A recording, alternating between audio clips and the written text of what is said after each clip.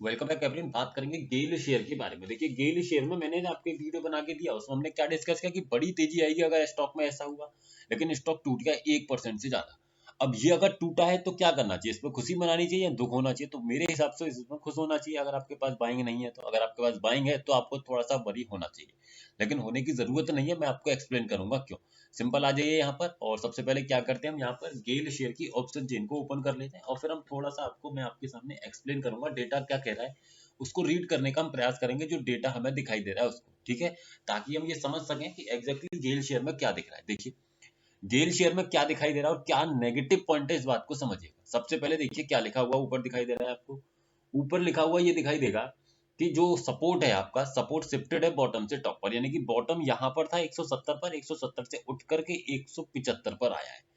तो ऐसे केस में आपको परेशान होने की जरूरत नहीं है। सपोर्ट अपने आप में क्या कर रहा है, बुलिश प्रेशर लगा रहा है। तो ऐसे केस में क्या रहेगा, स्टॉक में एक बुलिश मोमेंटम रहेगा, याद रखिएगा। अब इंट्राडे का जो प्रेशर था वो बेयरिश था, मैं आपको एक्सप्लेन करूंगा अभी कैसे था। सबसे पहले पोजिशनली जो है स्टॉक में, जो 170 से स्टॉक में 175 पर रेजिस्टेंस जो उठ करके आया, ये अपने आप में ठीक ठाक जगह है, यानी कि ठीक प्लेस है। अगर स्टॉक नीचे टूट रहा है तो उसमें परेशान होने की जरूरत नहीं है। बस इतना ध्यान रखना है कि ये सपोर्ट मेरा अगेन नीचे न चला जाए।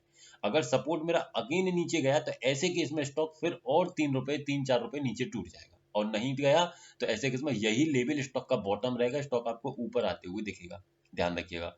रेजिस्टेंस की बात करें तो रेजिस्टेंस देखिए कहां दिख रहा है, 175, और 175 पर दिख रहा है आपको। और 175 से कैसा प्रेशर दिखा रहा है, 180 की तरफ स्लाइड सा बुलिश प्रेशर दिखा रहा है।